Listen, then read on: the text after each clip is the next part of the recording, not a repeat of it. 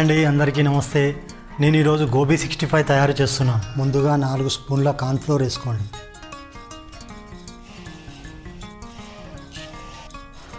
2 స్పూన్ల శనగపిండి వేసుకోండి. స్పూన్ మైదా పిండి వేసుకుందాం. 1 స్పూన్ అల్లం ఎల్లిగడ్డ పేస్ట్ వేసుకుందాం. స్పూన్నర కారం వేసుకుందాం.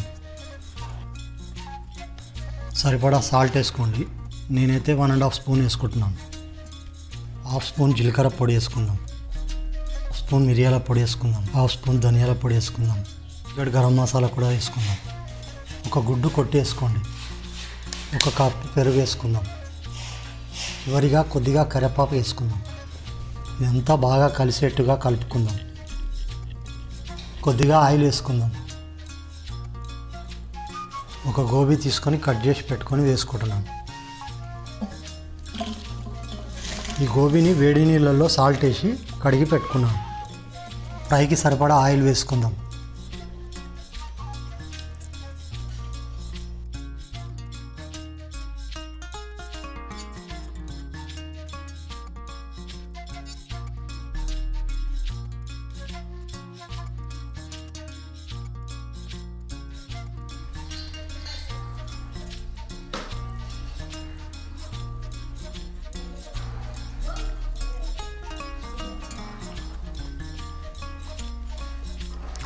చాలా బాగా వచ్చిందండి.